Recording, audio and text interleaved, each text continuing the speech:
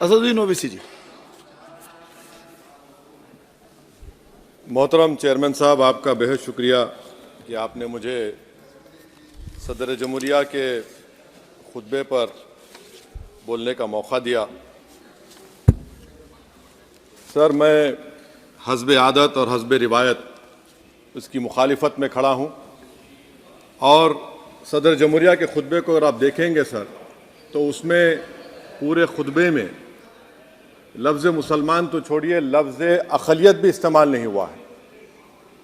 और मैं बड़ी ज़िम्मेदारी के साथ आपके सामने अर्ज़ कर रहा हूँ कि भारत में 14% मुसलमान जो आबादी के लिहाज से 17 करोड़ आते हैं, वो आज पिछले 10 साल में नरेंद्र मोदी की सरकार में अपने आप को एक गैर यकीनी कैफियत में पाते हैं। अपने सोचते हैं कि हमारी शनाख्त को ख़तरा है, हमारे वजूद को ख़तरा है। और मैं बड़ी ज़िम्मेदारी के साथ कह रहा हूँ कि जज्बात में लाए बगैर कह रहा हूँ कि आज 17 करोड़ मुसलमान अपने आप को ऐसा समझते हैं कि जिस ज़माने में हिटलर के ज़माने में यहूदी अपने आप को समझते थे। और उसकी मैं बताता हूँ क्यों समझते हैं, बताता हूँ आपको चंद मिनट में। सर, मिसाल के तौर पर आप देखिए खुतबे सदारत के हिस्से तहरीर का 32वां पैराग्राफ, 32 पैराग्राफ में ड्रॉप आउट रेट का जिक्र हुआ, स्कूलों में इंदराज यानी एनरोलमेंट का जिक्र हुआ, एससीज का नाम लिया गया, एसटीज का नाम लिया गया, ओबीसीज का नाम लिया गया, लफ्ज़ अक़लियत का नाम नहीं लिया गया, मुसलमान तो छोड़िए। और सबसे ज़्यादा ड्रॉप आउट इस मुल्क में अगर स्कूलों में है तो मुसलमानों में है। सबसे कम एनरोलमेंट अगर है तो मुसलमानों में हायर एजुकेशन में। गवर्नमेंट का डेटा है सर कि मुसलमानों का जो स्टूडेंट ड्रॉप आउट है वो 14.42 से क्लास 1 से शुरू होता और वो क्लास 6 और 8 को पहुंचे अब तक वो 10.76 को पहुंचता है। ये गवर्नमेंट का डेटा है, यानी क्लास 1 से क्लास 6 से 8 तक ये हाल है। आपने क्या किया सर इस बजट में? प्री मैट्रिक स्कॉलरशिप को सिर्फ 9th क्लास तक महदूद कर दिया और इसमें आपने पैसे कम कर दिए प्री मैट्रिक स्कॉलरशिप में। और सर 2022-23 का बजट आप देखिए, 5026 करोड़ रुपए दिए गए थे, जिसमें से सिर्फ 663 करोड़ इस्तेमाल हुए। अब आप आ जाइए सर, AISHE का डेटा है कि हायर एजुकेशन में मुसलमानों का 8.5 ड्रॉप आउट रेट हुआ है। 2020-21 में गवर्नमेंट का डेटा बता रहा है कि 1,80,000 मुसलमान हायर एजुकेशन में नहीं है। प्री मैट्रिक स्कॉलरशिप को आपने 423 करोड़ था, उसको आपने इस साल 326 कर दिया। मौन आज़ाद फेलोशिप को 45 करोड़ कर दिया। MCM जो 44 करोड़ था 33 करोड़ कर दिया। बताइए, जो सबसे ज़्यादा जिसका कम्युनिटी का ड्रॉप आउट रेट है और जो हायर एजुकेशन नहीं, उससे आप ये बर्ताव करते हैं। सर, दूसरी बात यह है कि हम ये देख रहे हैं कि 10 साल में इस सरकार में कोई हद नहीं छोड़ी है गलत हुक्मरानी की, नफरतों को भड़काने की, कोई हद नहीं छोड़ी गलत फहमियों को फैलाने की, और कोई हद नहीं छोड़ी इस मुल्क के अवाम नास को तर्क करने की। इस 10 साल में हमने क्या देखा सर? जमहूरियत हमारे वतन अजीज की को बचाना बहुत ज़रूरी है। ये गरीबों के लिए और कमज़ोरों की एक बहुत बड़ी ताकत है। मगर 10 साल में, 9.5 साल में क्या हुआ? सिर्फ एक शख्स को मजबूत कर दिया गया, एक मजहब को मजबूत कर दिया गया, एक आइडियोलॉजी, एक नज़रिए को मजबूत कर दिया गया, एक शनाख्त को सब शनाख्त के आगे दूसरी शनाख्तों को मिटाने की कोशिश की गई, एक ज़बान को मजबूत कर दिया गया। तो हमारी जमहूरियत तो खोखली हो चुकी है। और सर, कोई भी हुकूमत और पार्टी सिर्फ जबर और इस्तेसाल पर कायम नहीं रह सकती है सर। दूसरा पॉइंट सर जो मैं आपके सामने अर्ज करना चाह रहा हूं, CAA के कानून के ताल्लुक से मरकजी एक वजीर ने अखबार में बयान दिया कि हम 8 दिन में करने वाले हैं। आप 8 दिन में करेंगे, 8 दिन में एहतजाज शुरू होगा मुल्क के कोने कोने में। आप CAA को मजहब से खत्म कर दीजिए, मजहब से जोड़ेंगे तो आपका इरादा बुरा है। आप भारत की अक़लियतों को, भारत के मुसलमानों को, दलितों को आप परेशान करने का आपका इरादा है। सर दूसरी बात यह है कि CAA के खिलाफ क्यों हम हैं? क्योंकि सीमांचल के मुसलमान को आप बांग्लादेशी कहते हैं। कोई मिनिस्टर मुझे कहता है कि घुसपैठी है, रोहिंग्या है। तो CAA को मजहब से जोड़ना गलत था, उसको निकालिए। मगर हमारे देश के प्रधानमंत्री सर, वतन अजीज के वजीर आजम, मैं बड़ी जिम्मेदारी के साथ कह रहा हूं कि मैं अपने बचपने में जब हिस्ट्री पढ़ता था तो मैंने एक स्टैचू की फोटो देखी थी, प्रीस्ट किंग ऑफ मोहनजोदारो। ऐसा लगता है कि वैसा ही लग रहा है कि प्रधानमंत्री नहीं है बल्कि पुजारी सम्राट बन चुके हैं वो। और मैं क्यों कह रहा हूं कि हमारे सदर जमहूरिया ने कहा था कि 22 जनवरी एक तारीखी दिन है, बिल्कुल तारीखी दिन है। 22 जनवरी की बुनियाद 6 दिसंबर 92 को रखी गई। 22 जनवरी की बुनियाद 86 में ताले खोलकर रखी गई। 22 जनवरी की बुनियाद जीबी पंत ने रखी थी, इसीलिए तारीखी दिन है। और तारीखी दिन इसलिए भी है कि सर इसी ऐवान में 16 दिसंबर 1992 को हमने एक रेजोल्यूशन पास किया था। आप बताइए कि आज इस मुल्क में चाहे कोई सेकुलर पार्टी का हो या जो भी हो, वाले सब सेकुलर है, बुरा मैं हूं, किसी में हिम्मत नहीं है कि 6 दिसंबर की बात की जाए। और वो तारीखी दिन इसलिए भी है सर, इंसाफ करने वालों में एक NCLT के चेयरमैन, एक गवर्नर और एक नामजदशुदा रुकने पार्लियामेंट बैठे हुए थे। अब आप बताइए मेरे पास बचा क्या है?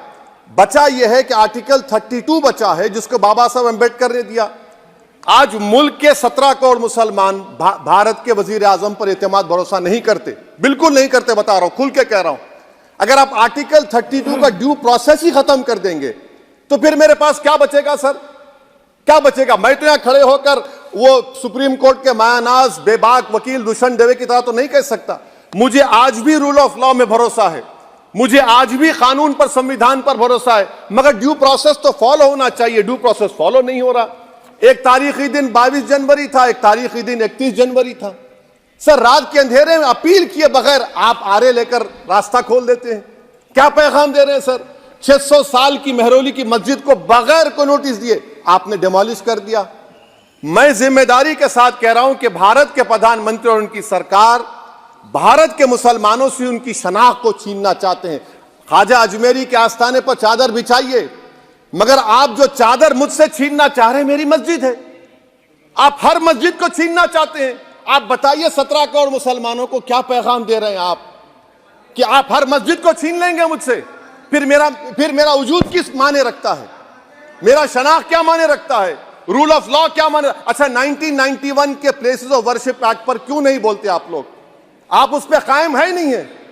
आप 500 साल की बात करते। मैं आपसे कहता हूं भाई 500 साल पे मत जाइए, बौद्ध पे जाइए, जैनिज्म पे जाइए, शैविज्म पे जाइए, कहां रुकेंगे? अरे इस देश को आजादी मिली 47 में, संविधान मिला हमको बाबा साहब अम्बेडकर का, बराबरी का।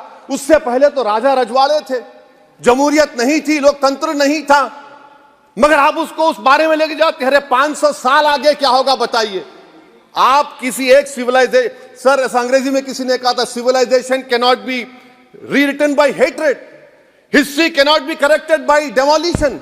आप ये नहीं कर सकते। और मैं उम्मीद करता हूं कि जब मौर्ख तारीख लिखेगा, नरेंद्र मोदी इस मुल्क में तारीख लिखना चाहते हैं। क्या तारीख लिखना चाहते हैं? कि मैंने इस देश को, गांधी अंबेडकर के देश को मैंने हिंदू राष्ट्र बना दिया। मैं उम्मीद करता हूं कि हमारे भारत के हमारे हिंदू भाई देश के प्रधानमंत्री की सोच को नाकाम करेंगे। उन पर है, अब देखते हैं क्या होता है। सर नेबरहुड फर्स्ट की पॉलिसी है। नेबरहुड फर्स्ट क्या हो रहा है सर? हम सोशल मीडिया के जरिए फॉरेन पॉलिसी चला रहे हैं। मालदीव छोटा मुल्क, वो हमको आंख दिखा रहा है, चीन की गोद में बैठ गया। हमारे लद्दाख में हमारे जो लोग जानवर को लेकर घास चराए जाते, वहां पर चीन की आर्मी आके रोक रही। बताइए, बांग्लादेश चीन की गोद में बैठा हुआ है। आप गैलेंट्री अवार्ड दे रहे हैं, क्यों दे रहे हैं? कि चीन बैठा हुआ है। तो आपका बफर जोन गया कहां भाई साहब? आपका बफर जोन तो कहां गया नहीं मालूम, गायब हो गया बफर जोन। और दूसरी बात सर, आप ये भी देख लीजिए कि यहां पर मैं आपको इंपॉर्टेंट पॉइंट ये बताना चाह रहा हूं सर। ये हम बोलते हैं India middle east economic corridor, कितना पैसा है बताइए? वो नहीं बताया जाता। अच्छा सर, सबसे तकलीफ दे बात मेरे लिए है कि भारत ने यूनेस्को का इलेक्शन पाकिस्तान से हार गया। हम पाकिस्तान से हार गए, ये आपकी फॉरेन पॉलिसी है। यूनेस्को के इलेक्शन हम पाकिस्तान से हार गए। अच्छा, मामला इजराइल का, फलस्तीन का, गाजा का आया। अक्टूबर में 10,000 लोग मर गए। हमने यूएन में सीज फायर की तायीद नहीं की। दिसंबर आया 20,000 मर गए, तो हमने तायद कर दी। क्यों तायद की? क्योंकि ग्लोबल साउथ को हमको फॉलो करना पड़ रहा। भारत ग्लोबल साउथ को फॉलो कर रहे, मेरे लिए तकलीफ दे बात है। यह आपकी नाकामी का बहुत बड़ा सबूत है। इसीलिए हम बता रहे हैं कि यह सरकार की बहुत से नाकाम। अलीगढ़ मुस्लिम यूनिवर्सिटी, आखिरी पॉइंट, अलीगढ़ मुस्लिम यूनिवर्सिटी। सर, आप उत्तर प्रदेश से आते हैं। सर, 81 में एक्ट पास हुआ। हमारा लॉ ऑफिसर कोर्ट में कहता है कि मैं पार्लियामेंट के एक्ट को नहीं मानता। कैसे नहीं मानते सर? क्या नरेंद्र मोदी ने पार्लियामेंट को नॉमिनेट किया या पार्लियामेंट ने नरेंद्र मोदी को प्रधानमंत्री बनाया? बताइए। 81 के एक्ट को नहीं मानते। सर, 2 ही तो सेंट्रल यूनिवर्सिटी है मुसलमानों के। 1,80,000 आप ही के सरकार के दौर में मुसलमान हायर एजुकेशन निकल गए। आप अलीगढ़ मुस्लिम से छीनना चाह रहे हैं। Theory of separation of powers में एग्जीक्यूटिव हमको डिक्टेट करेगा। मेरी आवाज तो पार्लियामेंट है, अब मेरी आवाज के खिलाफ एग्जीक्यूटिव सुप्रीम कोर्ट में बोलता है। अलीगढ़ मुस्लिम यूनिवर्सिटी से इतनी नफरत क्यों है आपको? वहां पर तो हिंदू भाई भी पढ़ते हैं। सर, ये अलीगढ़ मुस्लिम यूनिवर्सिटी का मामला है सर। तो मैं आपसे इस बात पर, इस शेर पर अपनी बात को खत्म कर रहा हूं सर। आप भी उर्दू दां हैं जी। मसीहाओं को जब भी आवाज दी है, अहमद फराज का शेर है जी जी, मसीहाओं को जब भी आवाज दी है, पलट कर आ गए हर बार कातिल। मसीहाओं को जब भी आवाज दी है, पलट कर आ गए हर बार कातिल। वहां क्या दाद खाही क्या गवाही, वहां क्या दाद खाही क्या गवाही, जहां हो मुंसिफों के यार कातिल। सर, मैं फिर से हुकूमत से मुतालबा करता हूं कि अल्पसंख्यक समाज के बजट के स्कॉलरशिप को आप डिमांड ड्रिवन करिए। भारत के प्रधानमंत्री प्रधान सेवक रहिए। आप कोई प्रीस किंग मत बन जाइए। आप जीतेंगे, कौन जीतेंगे देश तय करेगा। मगर याद रखिए, 17 करोड़ मुसलमान आज गम और गुस्से में हैं और इस बात को महसूस कर रहे हैं, इस बात को महसूस कर रहे हैं कि प्रधानमंत्री को हम नोट नहीं दिए मगर हमारा प्रधानमंत्री है। आखिर ये प्रधानमंत्री 17 करोड़ मुसलमानों की उनकी शनाख्त को कैसे मिटा रहे हैं, कैसे उनको आप मार्जिनलाइज कर रहे हैं। इसीलिए सर, मैं उम्मीद करता हूं कि हमारे सेकुलरिज्म जो है, वो मैं पॉलिटिकल सेकुलरिज्म कभी नहीं माना। जो सेकुलरिज्म संविधान में लिखा गया उसकी हिफाजत करेंगे। मुल्क अहम है, वरना याद रखिए, आप चुनाव जीते हैं हारे, मगर अगर आप 17 करोड़ एक जनता को आप गैर यकीनी कैफियत पैदा कर देंगे, ये देश के हित में नहीं होगा। बल्कि हम तो उम्मीद कर रहे हैं कि ड्यू प्रोसेस अदालत फॉलो करेगी। अदालत अगर एक तरफा फैसले करेगी तो गलत होगा। सर, बहुत बहुत शुक्रिया। श्री राम